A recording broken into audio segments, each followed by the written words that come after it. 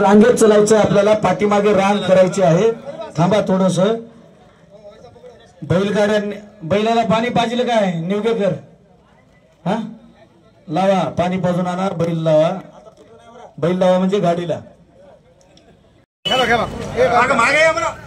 बिहार कदम साहेब, स्वयंसेवकांना विनंती आहे की आपण घेऊन यावं। बैलगाडी लावू द्या, थांबा। बैलगाडी लावू द्या, गरज पडली तर तिथं। हो, कर्जमुक्ती, शेतकऱ्यांची कर्जमुक्ती, शेतकऱ्यांना पीक विमा, शेतकऱ्यांना पीक विमा, शेतकऱ्यांना पीक विमा। कोण म्हणतंय देत नाही?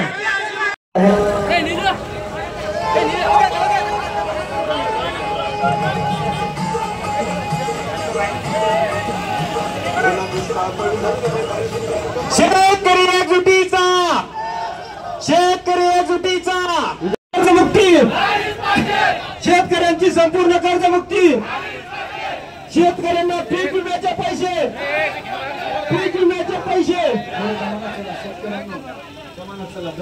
घेतल्याशिवाय राहत नाही। घेऊन त्याच्या मागे लागतात। तसे आज शेतकरी गुन्हा घेऊन सरकारच्या मागे लागण्यासाठी या ठिकाणी आलेले आहेत। थोडं पाठीमागे सरकारचे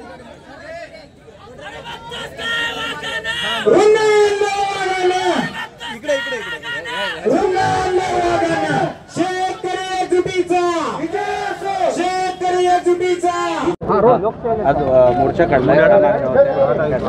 शेतकऱ्यांचा गेल्या अनेक वर्षापासून झालं मुदखेड तालुक्याचा स्तरावरचा हा शेतकऱ्यांचा मोर्चा होता।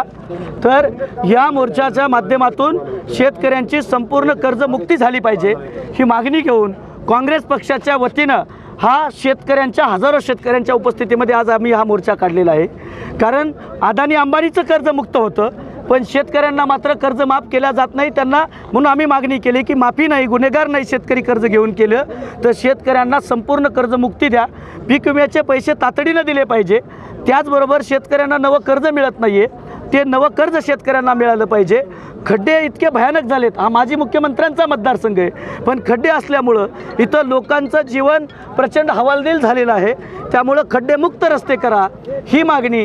3 फेजची लाईट 12 तास दिवसा मिळाली पाहिजे, रात्रीची पाळी बंद झाली पाहिजे, 8 तासाची तुटपुंजी यूज शेतकऱ्यांना दिली जाते। त्यामुळे ही आमची मागणी आहे की 12 घंटे 3 फेजची लाईट दिली पाहिजे। त्याचबरोबर निराधारांचे पैसे दिले पाहिजे, डीपी जळाला तर 24 तासात मिळाला पाहिजे, शेतात सिंगल फेज दिली पाहिजे। आणि सगळ्यात महत्त्वाचा विषय लाईटच्या संदर्भानं मुदखेड तालुक्याला स्वतःचं 132 केवीचं केंद्र नाही आणि 33 केवीचे इथं तुटपुंजे केंद्र आहेत।